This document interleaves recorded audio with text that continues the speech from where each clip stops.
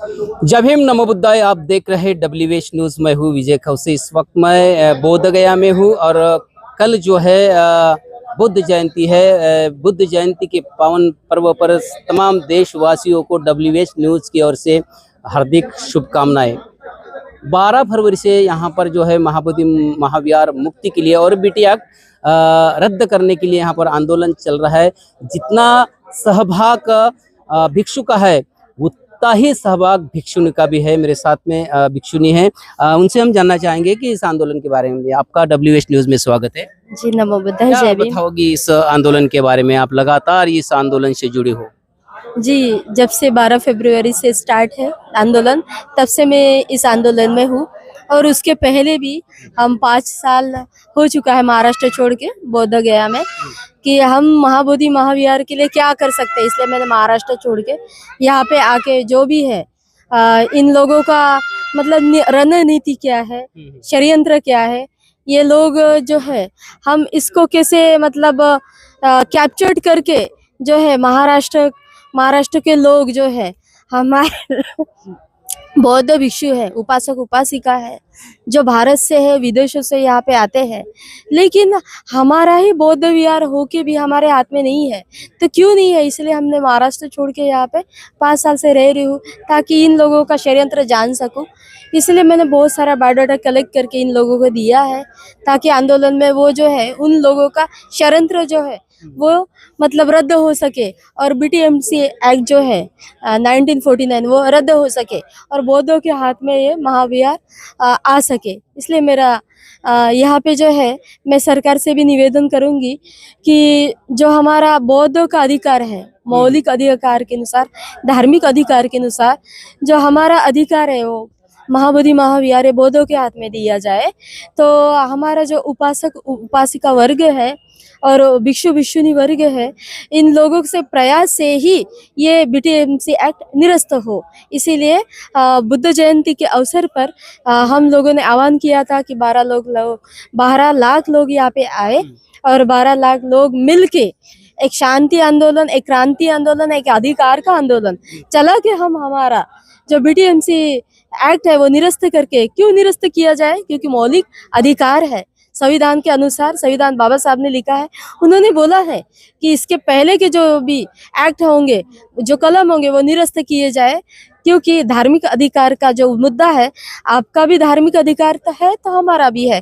इसके वजह से हम अपना अधिकार मांगने के लिए यहाँ पे बुद्ध जयंती के अवसर पर नीतीश कुमार से निवेदन कर करके हम थक चुके हैं। इसीलिए हम उनको अभी मौका नहीं देना चाहिए, और हम अपना अधिकार, चाहे वो छीन के हो या अधिकार लेके हो, हम लेना चाहिए। आप क्या बताओगे? क्योंकि ये जो मांग है सालों से, अनागरिक धम्मपाल की जमाने से मांग होती आ रही है, अनेक आंदोलन भी यहाँ पर हुए हैं, पर इस बार आपको ऐसा लगता है कि सरकार झुकेगी? जी, मुझे लगता है कि सरकार को झुकना ही पड़ेगा, क्योंकि ये अभी तक हमने जो है हमारा अत्याचार अन्याय हमने बहुत सह लिया है। हमने जब यहाँ से 5 साल से मैं रह रही हूँ, तो पंडितों ने 7 महीने बहुत तकलीफ दिया है मुझे यहाँ पे, ताकि मैं यहाँ पे ना रहूँ, क्योंकि मैं महाराष्ट्र से हूँ। महाराष्ट्र के लोग तो क्रांतिकारी है, और इसीलिए तो बहुत तकलीफ भी हुआ है यहाँ पे मुझे। तो मैं चाहूँगी कि इन लोगों का षड्यंत्र वो जो है परास्त हो जाए। वो घमंडगिरी हो या शंकराचार्य मठ हो, उसमें जो बौद्ध स्तूप रखे हैं, चैत्य स्तूप रखे हैं, बुद्ध का स्लीपिंग बुद्ध का स्तूप रखा है, या स्लीपिंग बुद्ध रखा है, या बहुत सारे ऐसे स्तूप या बुद्ध स्तूप रखा है, वो जो है वो बौद्ध के कब्जे में आए।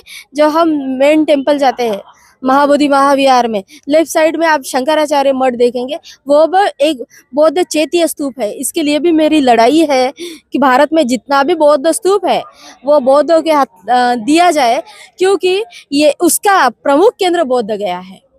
बोध गया जो है धार्मिक स्थल है, धार्मिक स्थल से मुक्त तो होना चाहिए, पर लेकिन हम देख रहे हैं कि गुटबाजी बहुत बड़ी है, संगठित नहीं है। बाबा साहब ने तो कहा था कि संगठित बनो, लेकिन आज की स्थिति वैसी संगठित बनती हुई दिखाई नहीं दी रहे। असंगठित कैसा ये आंदोलन सफल बनेगा? देखिए बौद्ध भिक्षु भिक्षुनी हर एक बैकग्राउंड से आते हैं। तो कुछ आंदोलन में आप देखिए कि एक भिक्षु दूसरे भिक्षु के खिलाफ बोल रहा है। तो ये हमारा आंदोलन जो है राग द्वेष का क्रोध का नहीं है। हमारा आंदोलन एकदम स्पष्ट रूप से है कि बीटीएमसी एक्ट निरस्त हो जाए, रद्द हो जाए। क्योंकि और ये जो है एक दूसरे को भड़काना या एक दूसरे के खिलाफ बोलना ये अच्छा बात नहीं है। ये संघ वंदनीय निंदनीय नहीं है।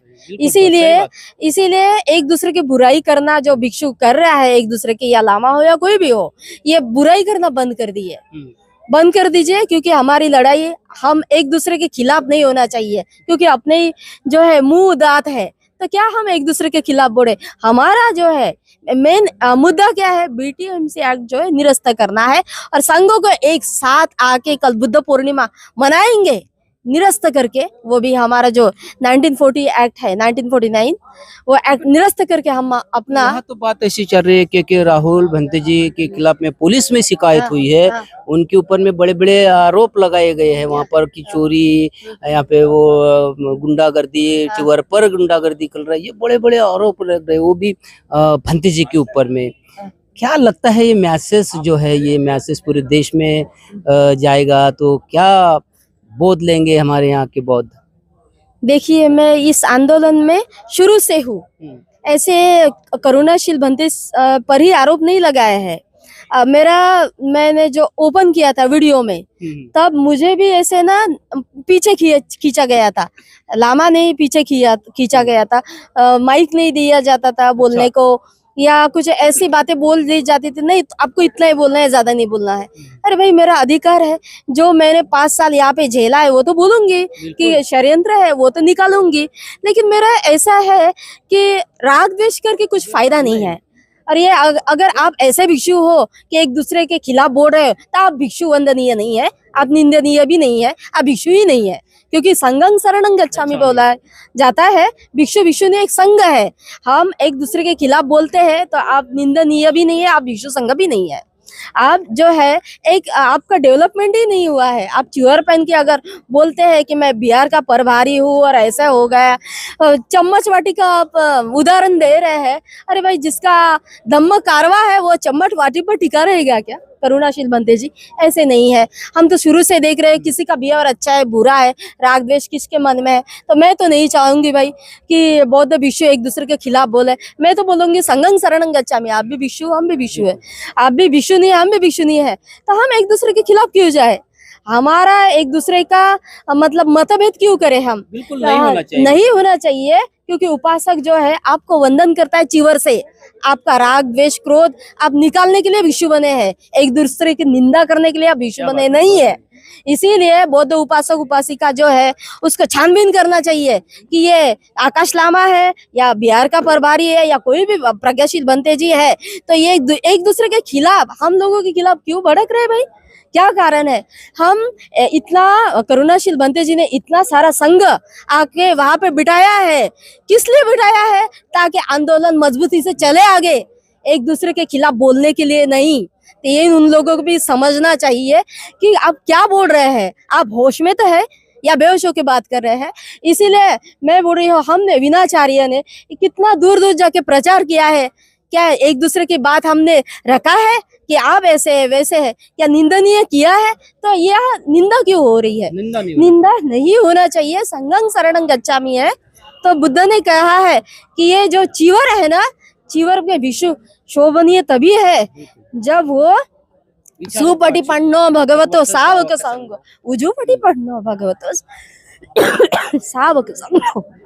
तो आप अपना श्रद्धा जो है चीवर से आप लोग वंदन करते हैं आपको लोग, तो आप एक दूसरे के खिलाफ ना आ जाए। और बुद्ध पूर्णिमा जो है संघ मिलके, उपासक उपासिका मिलके जो है हम एक दूसरे के साथ मनाए, वो भी बीटीएमसी एक्ट निरस्त करके। बिल्कुल। अभी आखिरी का सवाल लूंगा थोड़ा माता जी को। हाँ नहीं, आखिरी का सवाल महत्वपूर्ण सवाल है, क्योंकि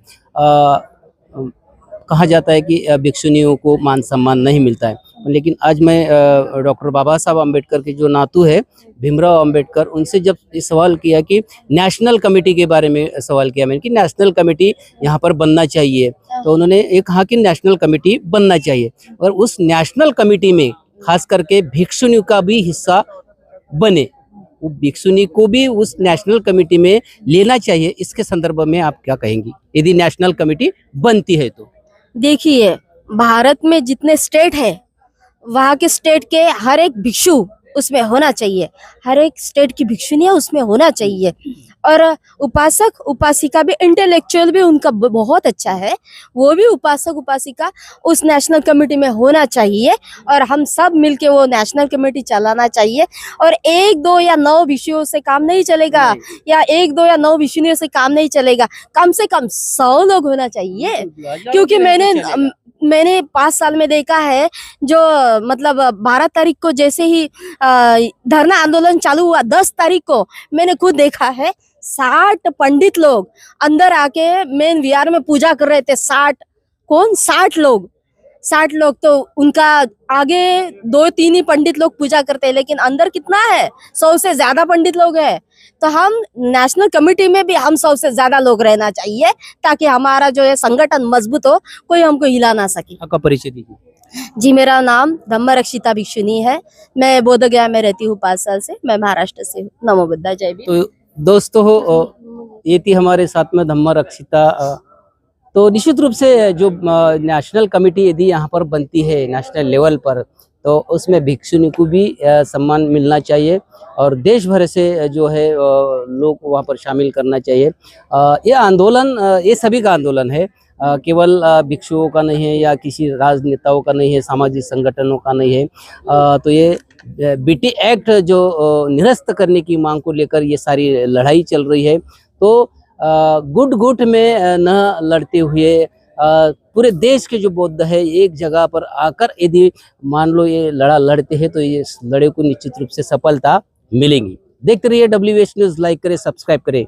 जय भीम, नमो बुद्धाय।